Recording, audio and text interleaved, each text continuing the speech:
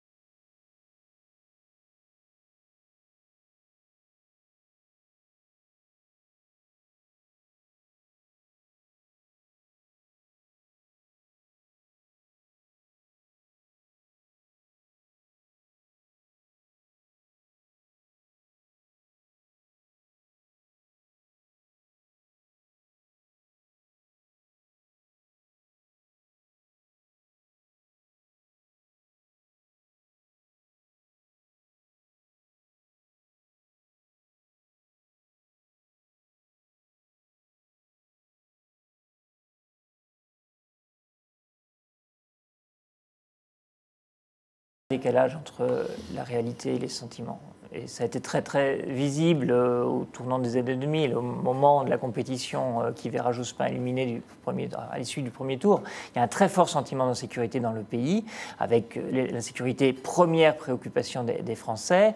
Et cette réponse-là va se dégonfler en quelques mois. Nicolas Sarkozy étant devenu ministre de l'Intérieur, dans des proportions qui n'ont rien à voir avec la réalité du recul de la délinquance. Maintenant, les perceptions sont aussi des faits sociaux, dit-on dans mon métier. Quand vous avez dans l'enquête qui est rendue publique par le Figaro, 40% des gens qui se disent en insécurité, qui disent par ailleurs je fais des détours, j'en tiens compte au quotidien. Et si on y réfléchit bien, l'insécurité dans toutes ses dimensions est une prégnance incroyable dans notre vie quotidienne, avec des forts contrastes, pour finir, avant de te laisser la parole, entre quand même les zones urbaines et puis d'autres zones qui sont préservées.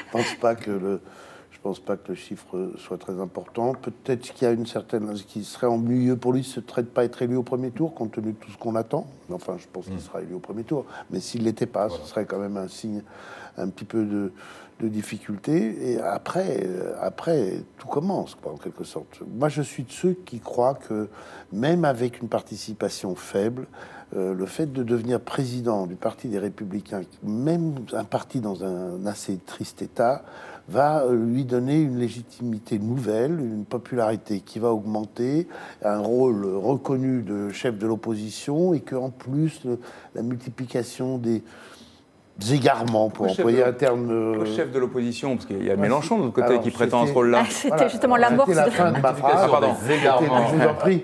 À la différence d'autres, j'adore les interruptions. Non. Oui, je pense que les égarements de Mélenchon, je cherchais un terme qui n'est pas susceptible de provoquer un déchaînement inutile. Pas de votre part, de la part des réseaux sociaux, font qu'il y a un besoin d'une place...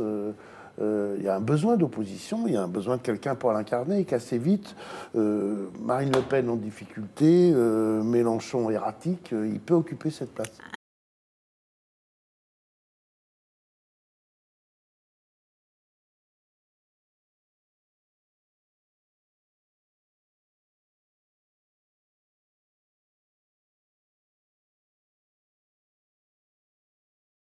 Maël de Calan, il va peser combien? Est-ce que ça va être une dimension... Laurent Wauquiez va devoir tenir compte, ça va dépendre du score. Je crains de me répéter, je ne veux pas le dire toutes les semaines, mais le rassemblement des personnes, il se fera... Parce qu'il se fait toujours, si ça marche du côté de Wauquiez, et Maël de Calan viendra, puis Valérie Pécresse, si ça marche, finira par venir. Et même Xavier Bertrand, un beau jour, se dira, s'il n'a pas entre-temps été nommé Premier ministre par Macron, il dira après tout, pourquoi pas. Donc, la question, Maël de Calan, qui est peut-être un Maël de candidat. Calan, enfin bon. Donc, je pense que là encore, c'est vraiment pas le sujet. Il faut éviter d'injurier les gens, de les avoir tous contre soi, mais c'est pas la bataille. La bataille très difficile pour Wauquiez, c'est de réconcilier son ou ses électorats. De effectivement pas il ne le fait pas. Ben, il n'est pas patron, attendez qu'il le soit. Après, ça, on verra. C'est de ne pas faire fuir, que l'électorat bourgeois, modéré, ne prenne pas ses jambes à son cou. Enfin, pour l'instant, il est quand même très chez Macron. Mais c'est aussi, et je dirais d'abord, de faire revenir l'électorat populaire, droitier, etc., qui est parti chez Marine Le Pen. Donc, et puis ensuite, de trouver le ciment qui va faire tenir tout ça ensemble. Donc c'est extraordinairement difficile, mais je pense que le problème, même si Maël de Calan a plein de qualités, etc., c'est pas Maël de Calan ou Pierre ou Paul ou Jacques ou Laurence Portelli.